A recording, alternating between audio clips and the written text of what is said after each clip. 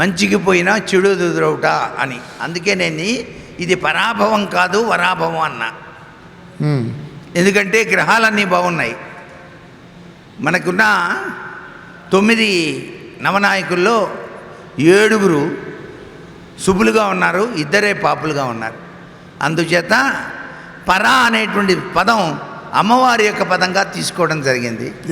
అందుచేత అమ్మవారు అనుక్షణం తనకున్న సహస్ర నేత్రాలతో మన్ని రక్షించి ఈ దేశ అభివృద్ధికి ఆ తల్లి మార్గదర్శకురాలవుతుంది.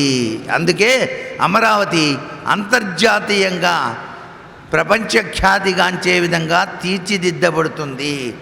రాజకీయ నాయకులు కూడాను నిస్వార్థంగా పనిచేసి అభివృద్ధి పథంలో పయనింపజేస్తారు. రైతన్నలకు మేలు కలుగుతుంది, విద్యా వినయ సంపత్తి బాగుంటుంది, వైద్య రంగం వ్యాపారం కాకుండా పనిచేస్తుంది. మంచికి పోయినా చెడు ఎదురవుట అని. అందుకే నేను ఇది పరాభవం కాదు వరాభవం అన్నా.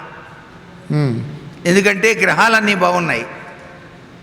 మనకున్న 9 నవనాయకుల్లో 7 శుభులుగా ఉన్నారు, 2 పాపులుగా ఉన్నారు. అందుచేత పరా అనేటువంటి పదం అమ్మవారి యొక్క పదంగా తీసుకోవడం జరిగింది. అందుచేత అమ్మవారు అనుక్షణం తనకున్న సహస్ర నేత్రాలతో మన్ని రక్షించి ఈ దేశ అభివృద్ధికి ఆ తల్లి మార్గదర్శకురాలవుతుంది. అందుకే అమరావతి అంతర్జాతీయంగా ప్రపంచ ఖ్యాతిగాంచే విధంగా తీర్చిదిద్దబడుతుంది. రాజకీయ నాయకులు కూడాను నిస్వార్థంగా పనిచేసి అభివృద్ధి పథంలో పయనింపజేస్తారు. రైతన్నలకు మేలు కలుగుతుంది, విద్యా వినయ సంపత్తి బాగుంటుంది, వైద్య రంగం వ్యాపారం కాకుండా పనిచేస్తుంది. Please subscribe to Leo news for more videos.